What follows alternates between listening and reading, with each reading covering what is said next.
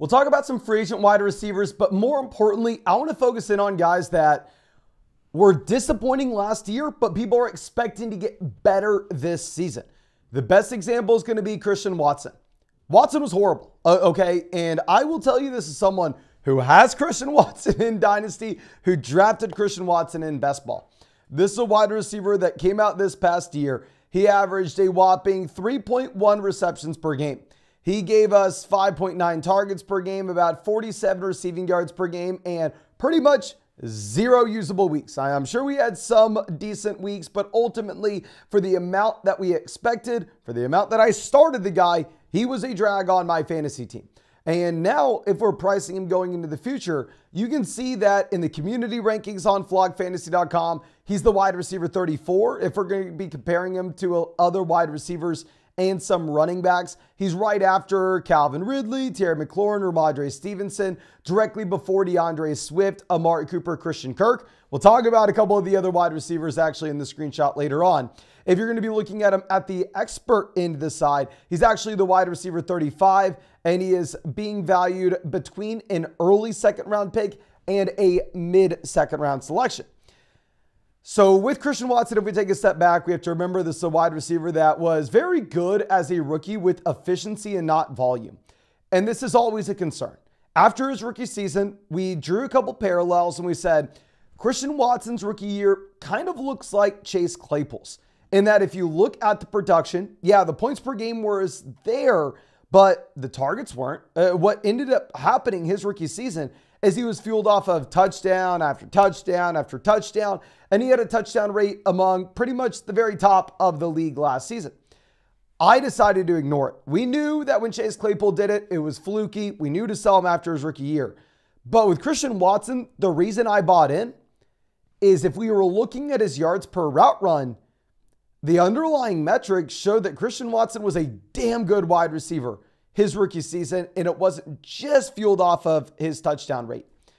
Now that we've had another year where Christian Watson has disappointed with injuries, this is a continued trend where he dealt with injuries as a rookie. He's dealt with injuries as a second-year guy. The efficiency in terms of his yards per route run did not maintain in year 2.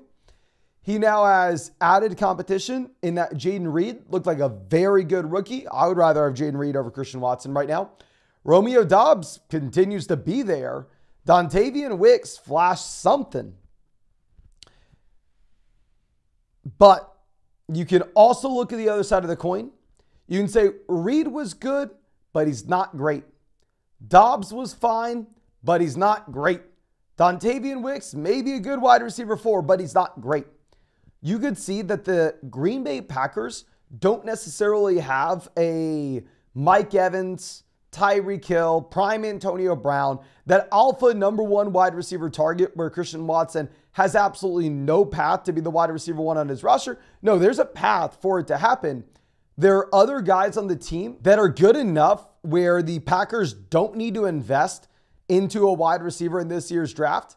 They don't need to go sign anybody in free agency. So there's a world where Christian Watson does bounce back. There's a world where we see that, okay, year 2, he really was just muddied with injuries. Maybe if he stays healthy in year 3 with a great quarterback in Jordan Love, he is able to have amounts of bounce back. It's in the range of outcomes. Is it super likely? Probably not. If we head over to the RotoViz screener and we plug in a similar range of Christian Watson's rookie season as a rookie and then a second-year season as a second-year player, you can see since the year 2000, the most comparable wide receivers just from a yards per game, targets per game, receptions per game, PPR points per game have been Hunter Renfrow in 2019 and 2020, Hollywood Brown 2019-2020, Tyler Lockett 2015-2016, Anthony Gonzalez 2007-2008, Lee Evans, Dante Stallworth, and Chris Chambers. Now Gonzalez did pretty much nothing. Lee Evans posted a 1,300-yard receiving season in year 3, then went downhill. Dante Stallworth, a wide receiver 3 type. Chris Chambers, wide receiver 3 type. Obviously, we know what happened with Renfrow, with Hollywood, with Lockett. If I was pricing out Christian Watson, I would essentially view him as maybe a younger Hollywood Brown. In that, from a best ball perspective, I still think he has big play potential. I still think that he has upside, but we do have to acknowledge the fact that he has serious injury concerns, that he has primarily been fueled off of touchdown efficiency in the past. And I think he's probably accurately priced. Or if you go over to flockfantasy.com and look at him as that low-end wide receiver 3, high-end wide receiver 4, it's probably about where I'm going to have him in my own rankings as well. Going over to Drake London, this is a wide receiver coming out of USC I loved. As a prospect, broke out at 18 years old with Michael Pittman Jr. as a senior on that team and Amon-Ra St. Brown as a sophomore. St. Brown and Pittman were both at USC, and Drake London broke out at 18. Incredible. Drake London, then the following season, is more productive as a sophomore than Amon-Ra St. Brown is as a junior at USC. Then Drake London's final season at USC, when the man's 19, 20 years old, he absolutely dominates with like over 40% of his team's receiving yards on a per game basis. Drake London was a monster in college, comes into the NFL at 20 years old. I love him as a prospect. Drake London, as a rookie, dominates the percentage of his offense. Now, if you go over and look at the passing volume that you had in Atlanta in 2022, it was one of the worst passing offenses that we have seen in the past decade. That season, the Atlanta Falcons averaged 158 receiving yards per game, which it doesn't look that bad when it's next to Justin Fields and the Chicago Bears when they were at 130 passing yards per game. But no, this was the second worst. I mean, actually, it was the third worst passing offense that the NFL has seen over the past decade. But if you looked at the percentage of that offense that Drake London accounted for, he was an alpha. So I'm sitting here going, okay, he was a great prospect. He was an alpha in one of the worst offenses in NFL history. I'm betting on this guy going into year 2. Comes out in year 2. He really doesn't do anything then either. And keep in mind, I'm making a bullish case here for Drake London. I mean, London comes out, he averages 4.5 receptions per game, 6.5 targets per game, about 57 receiving yards, and he averages about 11 points per game. If you're going to combine his rookie season and his second year and look at the guys that he comps to, you have Darnell Mooney, Jerry Jeudy, Sterling Shepard, Alan Hearns, John Brown, Des Bryant, Michael Crabtree, Braylon Edwards, Chris Chambers. So you do have some studs on this list, right? I mean, we have Des Bryant. We have Michael Crabtree. I think we'd be very happy if he ever turned into Bryant. I'd be okay if he turned into Crabtree. And it comes down to the price and what you're expecting to pay with Drake London. And if we pull up the community rankings, Drake London right now is the wide receiver 16. He's being valued right before the 107. However, if you pull up the expert rankings on flockfantasy.com, this is going to average out my rankings, the rankings from the guys over at the Fantasy Stock Exchange, over at Dynasty Land Football, over at Dynasty Domain, over at Fantasy. We got a ton of people on the site, and this averages everybody's rankings. You'll see that they have the wide receiver 14, right? Pretty much neck and neck with the 107. Right after DJ Moore, Devonta Smith, directly before Jordan Addison and Rashee Rice. And I want to sit here and I want to say, okay, based off what we had as a prospect, based off what we had as a market share mark in year 1, if this offense turns around, Drake London could be an alpha wide receiver. And there's one thing that may save Drake London here. And that is if Kirk Cousins goes over to the Atlanta Falcons. Free agency obviously has not happened, but if I pull up the updated Vegas sportsbook odds, right now, the Atlanta Falcons are the most likely landing spot that you have for Kirk Cousins. You also have the Raiders, the Vikings, the Commanders, the Pats, the Broncos. But the Falcons are looking like they are a real possibility. And if Kirk Cousins goes to the Atlanta Falcons, I am 100% fine paying this price tag to get Drake London. If you believe that Kirk Cousins is a Falcon this next season, and you expect Kirk Cousins to give you similar passing volume for what he's done in his entire NFL career, and we think regardless of the Atlanta Falcons would be a good team or not, because Cousins will be in the top 10 in passing yards, Drake London should be viewed as high-end wide receiver 2 in fantasy. I think that is a very comfortable spot. but it does seem a little bit aggressive to be pricing him there, just with the outside chance that Justin Fields ends up going to Atlanta. And with the outside chance that you're dealing with like Michael Penix Jr. as a starting rookie. So my issue with this Drake London price point, well, I agree. I think that he is an absolute stud player from a talent perspective. You're paying the price as if he is in a good situation, as if his situation is already turned around with the departure of Arthur Smith and with hopefully a better quarterback this next year, where the reality is the situation's probably better, but we don't know if it's good yet. And so it is difficult for me to price him exactly where he's going right now. Now, of course, if you want to just pull up my own rankings, you can do that on flogfantasy.com. Just hit add filter, and then you can see all the creators and hit add Mason Dodd. We're going to update my rankings as well directly after free agency. I'm just waiting to push out the big update when we have some realistic landing spots. But of course, if y'all ever want to check out my rankings, check out all my premium content, all the premium content and rankings of all your favorite creators. Find that on flogfantasy.com. Code FLOG. Get 30% off any subscription. You will also get yours truly breaking down your Dynasty Fantasy Football team in a podcast. And on top of that, ladies and gentlemen, you can get access to our Dynasty Trade Calculator, our Dynasty Trade Finder, and a free week trial with code FLOG. But let's move over to our next wide receiver. T. Higgins disappointed this past year.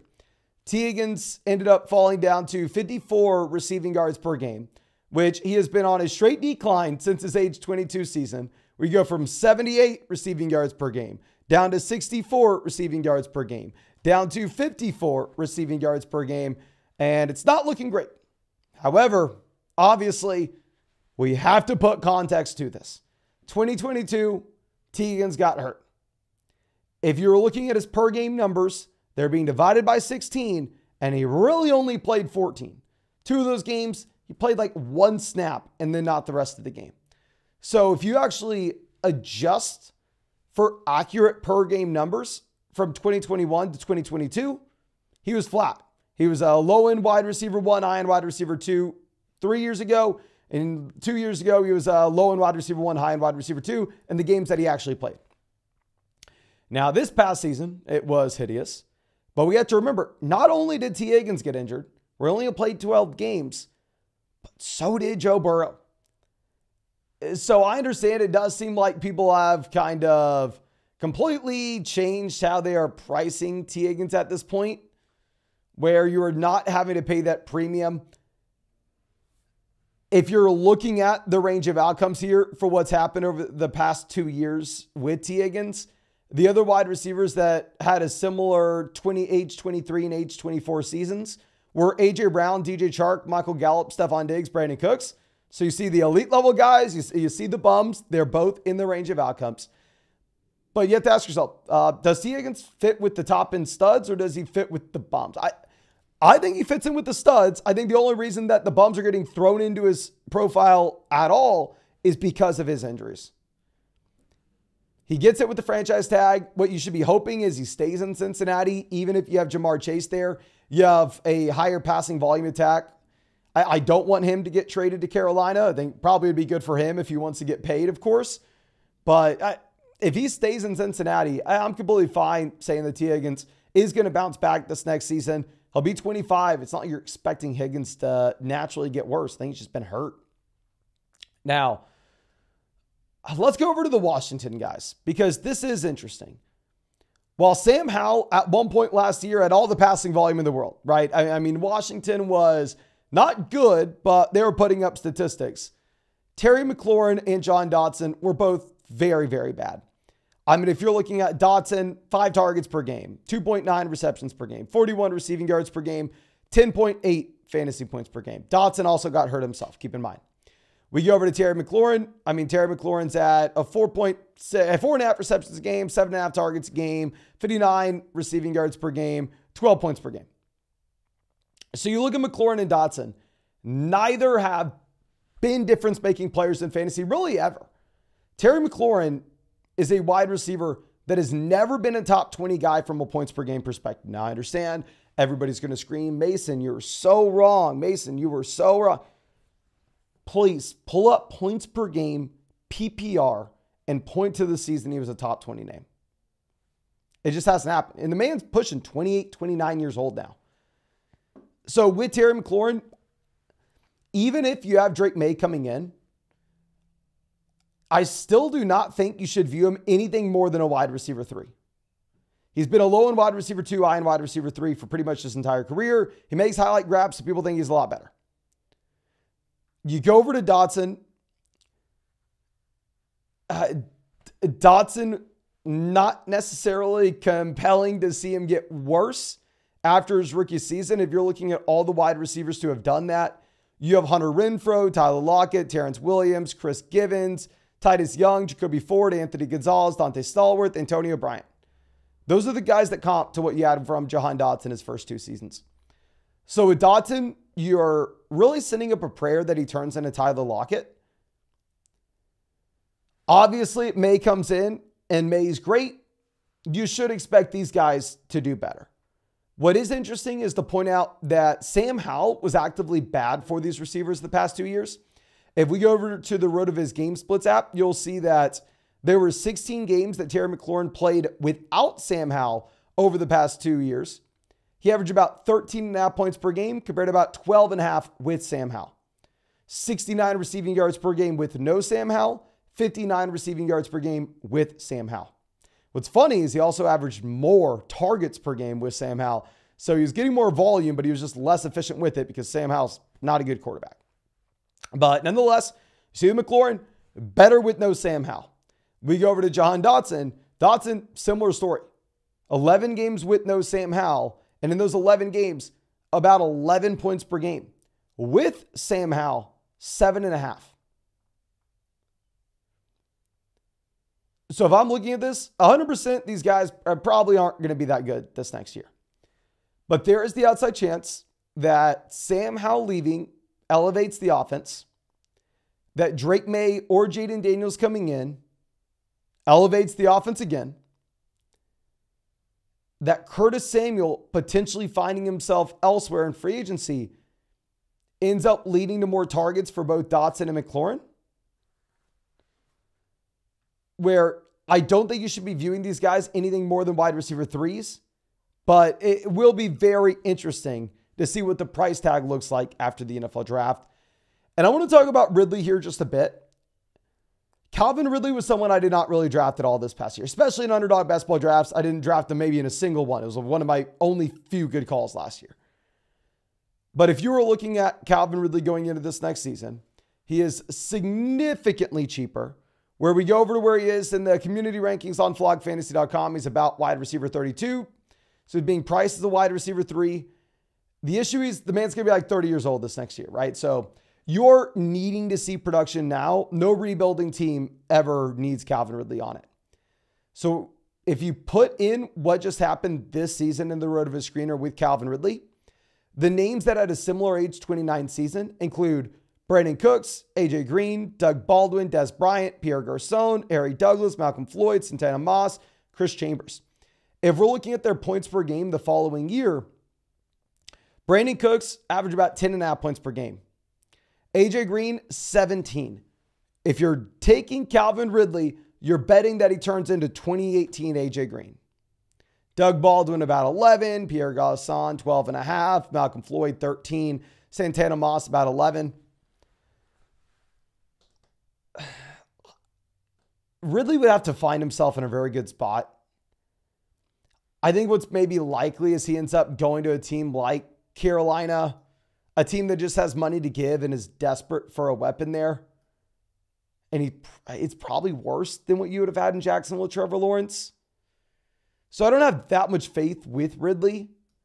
If he finds himself in a very good situation, say somehow he does go to KC, for whatever reason, Houston brings him in, and then all of a sudden you could sell him for like a top 8 pick in a Superflex rookie draft, I probably would, to be honest.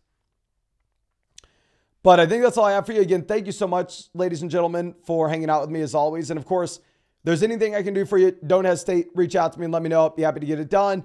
Appreciate you. And if you want your team broken down, don't hesitate. Reach out, flogfantasy.com. Code FLOG. We'll get you a team breakdown. We'll get my Dynasty rankings, give you the Dynasty rankings of all your favorite creators, the whole 9 yards.